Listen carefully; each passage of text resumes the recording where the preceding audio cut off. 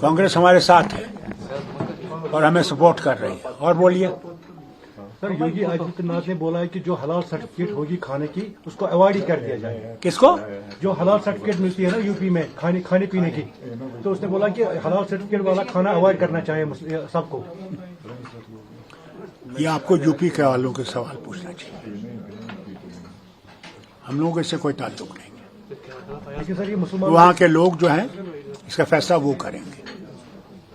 हिंदुस्तान जो है वो यूनिटी इन डाइवर्सिटी है, और जब तक डाइवर्सिटी को हम कायम करेंगे, उसको मजबूत करेंगे, तो भारत भी मजबूत रहेगा। It is not a unitary system, और अनेकता में एकता है, और जब तक हम अनेकता को मजबूत करते रहेंगे, वतन भी मजबूत रहेगा। और ये वक्त की बात है, थोड़ी देर के लिए बात है, तब्दीलियां होती रहती हैं, कोई हुकूमत हर वक्त नहीं रहती, इनका भी वक्त आएगा जाने का, मगर कभी हौसला हारना नहीं चाहिए, सब्र और बर्दाश्त होना चाहिए। जब तक हम सब्र और बर्दाश्त करते रहेंगे, सब ठीक होगा।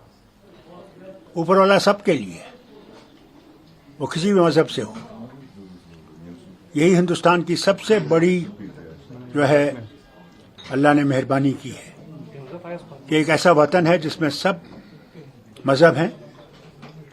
अब बताइए मुझे, तमिलनाडु को देखिए और कश्मीर को देखिए, न मौसम एक जैसा है, न कल्चर एक जैसा है, न ज़बान है, न वो हमारी कश्मीरी समझ सकते हैं, न हम उनका तमिल समझ सकते हैं, मगर फिर हमें इकट्ठे कैसे रहते हैं?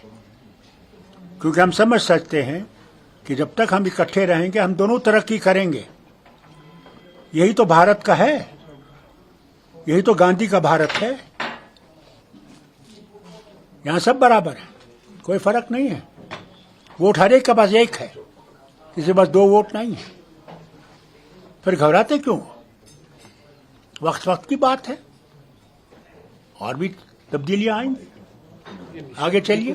फारूक साहब, पहली बार आप 82 के बाद पार्लियामेंट नहीं जा रहे सर। पार्लियामेंट मैंने बहुत कर लिया, अब मुझे घर संभालना है। घर आबाद रहेगा तो वतन भी आबाद रहेगा। हमने घर को मजबूत करना है, घर की मुश्किलों को दूर करना है, यहाँ के लोगों को राहत दिलवानी है, यही हमारा मकसद है। पार्लियामेंट में जाने की जरूरत नहीं थी। पार्लियामेंट में अब जवान जाएंगे, जो हमारे वहाँ पे हमारी जो मुश्किलात हैं उनको